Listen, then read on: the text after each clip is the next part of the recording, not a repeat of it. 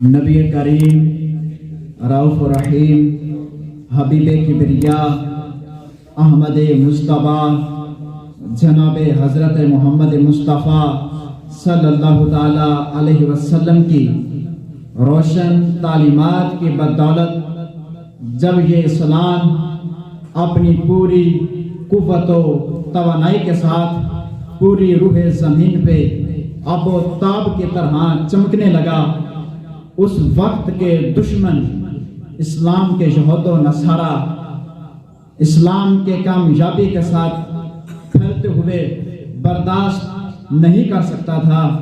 آج بھی 14.5 صدیاں گزر جانے کے بعد یہ یہود و نصارہ اندرونی اور بیرونی شیطانی سازشوں کا کھیل کھیلتا چلا آ رہا ہے، لیکن ہر بار ہر دفعہ اس کو منہ کی کھانا پڑتی ہے۔ عزیزان گرامی قدر، آپ کے سامنے روشن تاریخ ہے۔ اگر آپ اپنے تاریخ اسلام کی کتب کو اٹھا کے پڑھیں کہ جب تتاریوں کا دور آیا، انہوں نے ہر حربہ آزمایا، اسلام کو مٹانے کی کوشش کی، لیکن وہ ان کے مقاصد وہ دھرے کے دھرے رہ گئے۔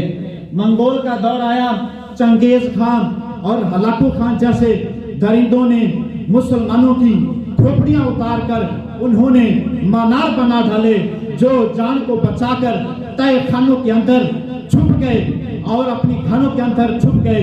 ان درندوں نے، ان ظالموں نے دریائے دجلہ کا بند توڑا اور وہ پانی تہہ خانوں کے اندر داخل ہوا، تو پھر کیا ہوا کہ تہہ خانوں کے اندر، گھروں کے اندر 1.25 لاکھ لاشوں کو نکالا گیا، تو پھر بھی اسلام کو مٹا نہ سکے۔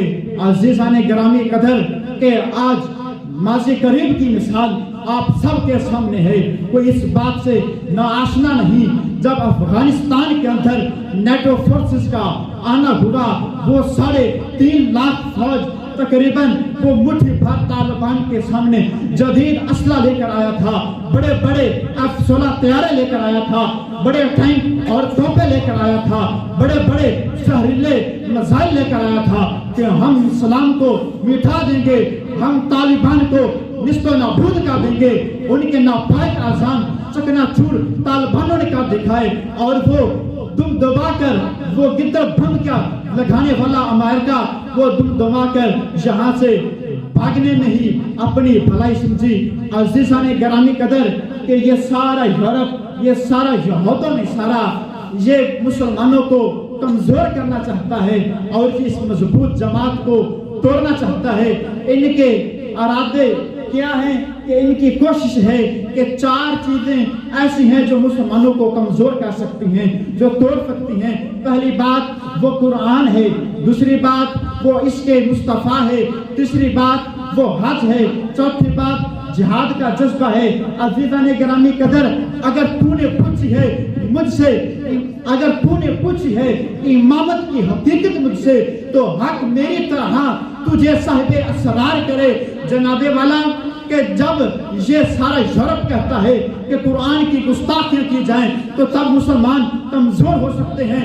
عزیزان گرامی قدر، جب یہ روس سپر طاقت تھا اور یہ طاقت کے نشے میں آ کر حقارت کی زبان پکتا تھا، اور پارلیمنٹ ہاؤس میں کھڑے ہو کر انہوں نے یہ بل پاس کرنا چاہا کہ ہم پوری دنیا کے قرآن کو، یہ کتاب کو خرید لیں گے، نعوذ باللہ من ذالک، ہم قرآن کو جمع کر کے اس کو جلا دیں گے، ہم یہ کتاب کو ختم کر ڈالیں گے۔ لیکن اللہ تعالیٰ نے اس قرآن کی حفاظت کا ذمہ خود اٹھایا ہے۔ اس قرآن کو کوئی ختم نہیں کر سکتا، کیونکہ اللہ تبارک و تعالیٰ نے جس سے کام لینا ہو اس کی مرضی، اسی پارلیمنٹ ہاؤس میں جو حقارت کی زبان پک رہا تھا، اسی کے سامنے انہی کی زبان بولنے والا ایک شخص کھڑا ہوا، وہ کہنے لگا اے الو کے پٹھے، اگر تو کہتا ہے میرے پاس جائیداد ہے، میرے پاس رزق ہے، میرے پاس پیسہ ہے، پوری دنیا کے قرآن میں خرید سکتا ہوں، ایک جگہ جمع کر کے اس قرآن کو جلا سکتا ہوں، ختم کر سکتا ہوں،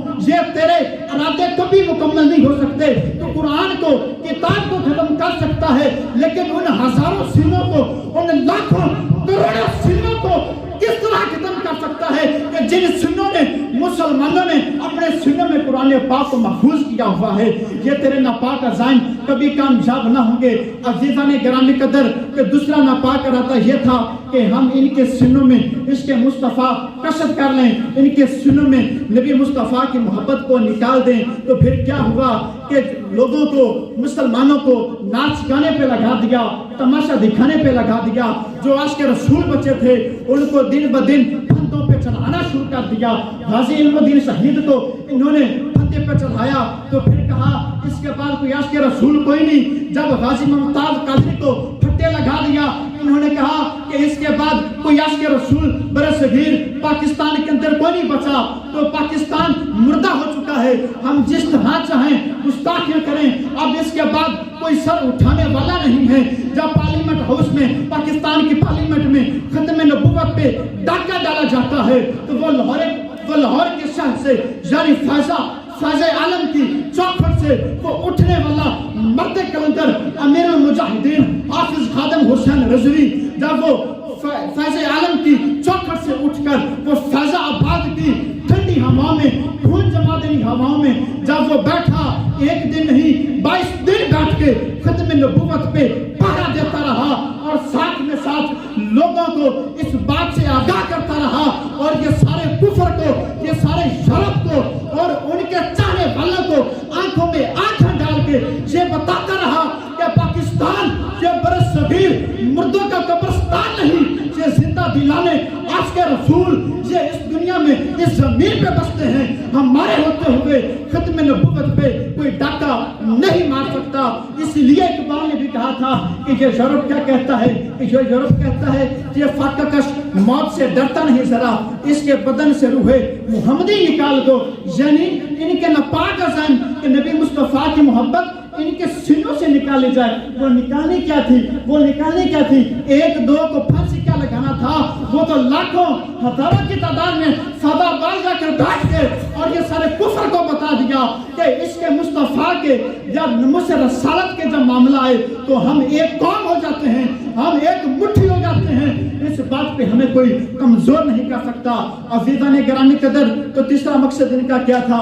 वो तीसरा मकसद ये था कि हम जो इनकी मरकजियत है, जो इनकी मेन पावर है, जो इनका ट्रांसफार्मर, वो जो हज है, वो सालाना हज होती है, वो इसका निज़ाम हम दरम बरहम कर दें। ईरान से वो बहाउल्ला उठा कि जिसने जगह जगह मक्कातुल मुकर्रमा के मॉडल बना दिए, लोगों को तकरीरें करके कहता था आप इतना सफ़र करके जाते हैं, आपको सफ़र की ज़रूरत नहीं, आप यही तवाफ़ करें, आपका तवाफ़ यही हो जाएगा। लेकिन उसके नापाक राते कभी कामयाब ना हो सके। और वो आज हज अकबर के मौके पे जब वो सऊदी अरब यानी हज अकबर का मंजर देखा जाए तो देखने वाला देखता है कि ऐसा लगता है कि जैसे आज सारी खुदाई खुदा के सामने आके झुक रही है। अज़ीज़ान गिरामी कदर के चौथा इरादा इनका क्या था? चौथा इरादा वो ये था कि इनके दिलों से जज्बे जिहाद निकाल दिया जाए। ये इनके नापाक इरादे फिर नाकाम हुए। वो क्या? आज सारी दुनिया अपनी आंखों के साथ ये तमाशा तक रही है कि फलस्तीन जब वो बेसर सामान है, वो ग़ज़वा बदर का मौका आज फिर ताज़ा होने जा रहा है कि जब वो जो एक बंदूक के जोर पे वो इसराइल जैसे सुपर ताकत के सामने आंखों में आंखें डाल के डटे हुए हैं। और अमेरिका, जर्मनी हो, इटली हो, फ्रांस हो, बरतानिया, ये सारी ताकतें मिलकर फलस्तीन को रोकना चाहती हैं। ना, इनके कब इरादे कामयाब ना होंगे। ये हमास के मुजाहिदीन इन सारे शर्तियों के गले का फंदा बने हुए हैं, कभी भी इनको कामयाब नहीं होने देंगे। कि ये इकबाल ने भी कहा था कि ये इस्लाम दोबारा फिर ताज़ा हो सकता है। वो ताज़ा किस तरह? इस तरह के कि तुम क्या करो कि ये कुफर दम तोड़ देगा तेरी टूटी हुई शमशीर के साथ। ये कुफर दम तोड़ देगा तेरी टूटी हुई शमशीर के साथ। अगर तुम निकल आ जाओ नारे तकबीर के साथ। हाँ, एक नारे तकबीर की जरूरत है, मुतहद होने की जरूरत है, इत्तेहाद करने की जरूरत है। ये ताकतें ये तेरे सारे पाँव में आकर गिर जाएंगी कि इस्लाम का झंडा दोबारा फिर बुलंद हो सकता है। अज़ीज़ान गिरामी कदर, वो बात कर रहा था इस्लाम को मिटाने की ख्वाहिशें ये सारा साल से चली आ रही हैं कि एक डॉक्टर आफिया सिद्दीकी है और दूसरा कि वो मलाला यूसुफ है।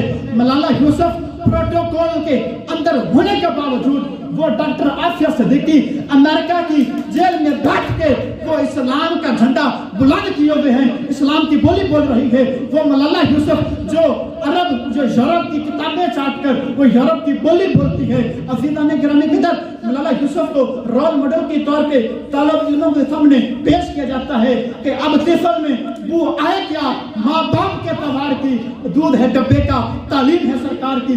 जब अंग्रेजों का तालीम पढ़ेंगे हम लोग तो फिर मलाला यूसुफ हमें अच्छे लगेगी, वो जिहाद की बातें हमें अच्छी नहीं लगेंगी। जिहाद की बातें तब अच्छी लगेगी कि जब हमारी तालीम इस्लाम के मुताबिक होगी, हमारा उठना बैठना इस दौर के गायूर अल्मे दीन के साथ होगा और फकीरों के साथ होगा, तो तब दोबारा ये नीचे आया हुआ झंडा इस्लाम को दोबारा फिर बुलाना हो सकता है।